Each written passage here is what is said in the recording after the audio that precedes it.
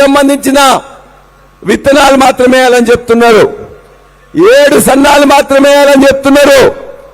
వాళ్ళు చెప్పిన సూచించిన 7 సన్నాలు ఇవాళ మార్కెట్లో దొరకట్లేదు.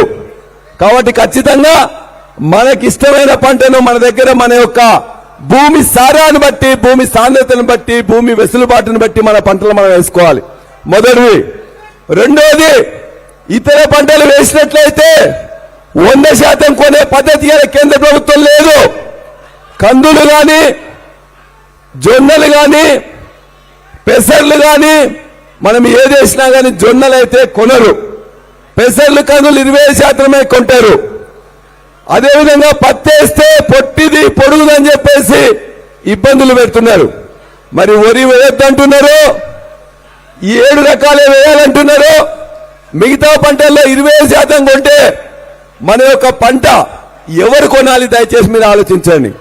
ఇదే రేవంత్ రెడ్డి ఏ విధంగా మొత్తం కొంటానని చెప్పేసి మనందరం కూడా ఖచ్చితంగా గ్రామాల్లో చర్చ చేయాలి. కేసీఆర్ గారు ఉన్నప్పుడు ఏ విధంగా మొత్తం ప్రతి గింజలు ఎట్లా కొన్నారు, కొన్న తర్వాత వారం రోజుల్లో ఎట్లా పైసలు వేసిందని కూడా మీరు ఖచ్చితంగా చర్చ పెట్టాలి. చివరి అంశం నేను మీతో విన్నవించుకునేది, ఇప్పటిదాకా మనకు రైతు బంధు ఇచ్చింది 5 సార్లు ఇవ్వాల్సి ఉంటే 2024 వానాకాలాన్ని మొత్తం ఎగబెట్టిండు.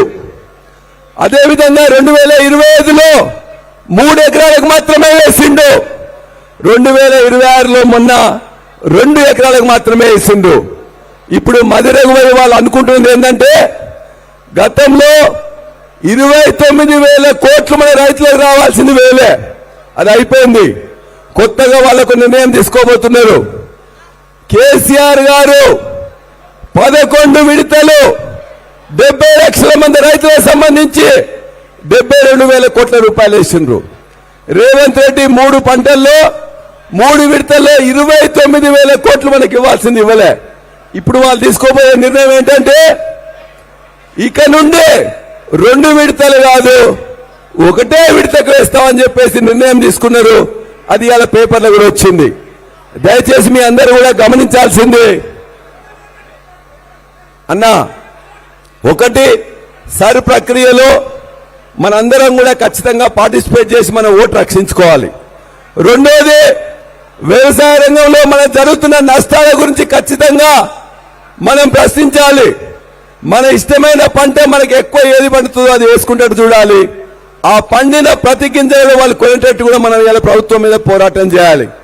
మూడో అంశం, మరలా మీకు ఎన్నికలు మన దీనికి సంబంధించింది కూడా మీటింగ్ అవుతుంది.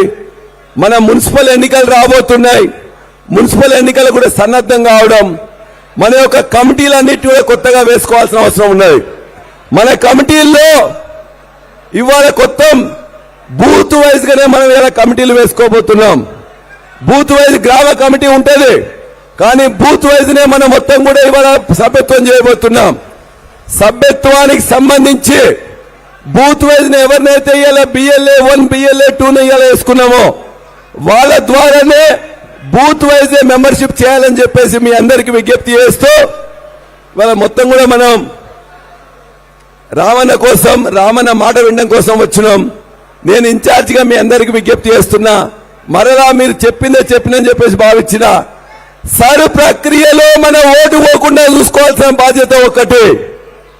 రెండవది, మన యొక్క వ్యవసాయ రంగంలో ఇవాళ కేసీఆర్ గారు చేసిన దాన్ని మనందరికీ వచ్చే విధంగా